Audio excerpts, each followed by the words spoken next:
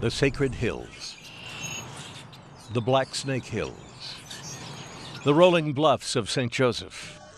It was the Sac, the Fox, and Platte Indians who were among the first to see the beauty and promise of this land, the first to settle it.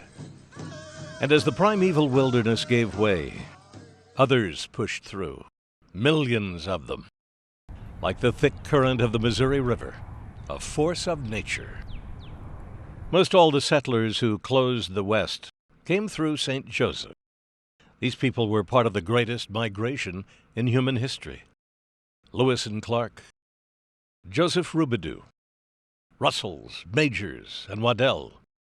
The very mythology, the history, the legend of America itself colliding in St. Joseph. Pony Express riders, gunfighters, settlers and trappers, traders and explorers, they all provisioned themselves for their journeys here.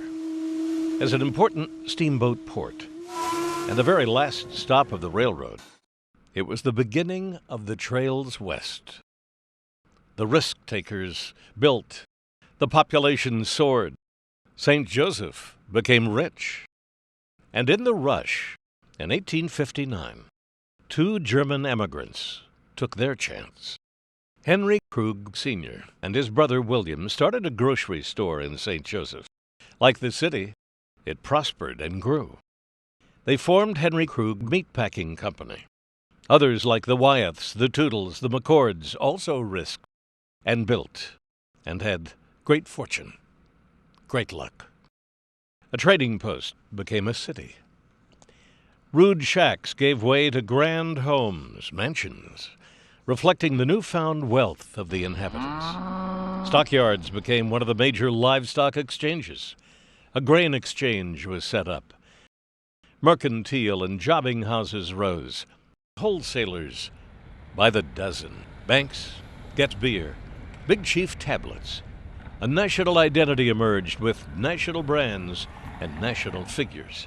Johnny Fry, Coleman Hawkins, and my old friend Walter Cronkite. Like the riders of that famous mail service, St. Joe never looked back, its future well in hand. Among the first cities in America to have electric telephone service, an electric streetcar system, with more miles of track than New York City, a municipal airport. The innovative nature of the city was world-class. So were its public amenities, especially its parks. In 1912, St. Joseph committed to a vast and truly remarkable parkway system. It is one of the great features of the city today. And even when St. Joe was at the top of its game, rich, building the parkway system was not easy to do.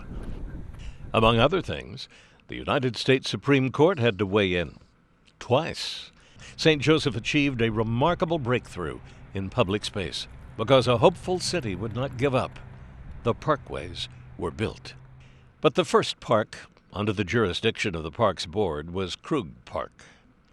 In 1889, Henry, his wife Louisa, and brother William made a gift of 10 acres to the town. It was to be the pleasure ground and park known as Krug Park. It would be open to every man, woman, and child without regard to race, color, or previous condition of pocketbook. Throughout the years, they added. Additional gifts were made. The Krug family was committed to the parkway system, and Krug Park connected to it. In 1919, famed architect George Burnap laid out the park as we know it today, including designing the castle and excavating what was already an enormous natural amphitheater. Designed to rival the Hollywood Bowl in beauty and surpass it in attendees, 40,000 people. The natural amphitheater was to be a focal point, a grand public space. Its first events, the Passion Play, attended by more than 100,000 over 5 nights, a proud civic moment. The only major complaint, parking. Even with a world-class public transportation system, and most using it, people had a hard time getting in and out. when the amphitheater held its largest crowd to date. In celebration of the 100th anniversary of the Platte Purchase, 30,000 people attended a ceremony in the bowl. President Roosevelt sent his greetings. Today, the amphitheater is still among the largest in the nation, one of the most beautiful. 1936, after the death of his beloved wife Selma, Henry Krug, Jr. gave a final tract of 100 acres to the city in her memory, in the hope that the park would be connected to Riverview Drive on Waterworks Hill. That goal was never realized, but the plans remain, and so does the beauty and promise of those Black Snake Hills. It seems appropriate. The highest point in St. Joseph, nestled in the Sacred Hills, is a meadow in Krug Park. I'm Bill Kurtis. I grew up just west of here, and as I've been to St. Joseph, I can say it is a remarkable place, with an enviable history on which to build. The only questions are, do we have the vision? And are we hopeful enough to try? I think so.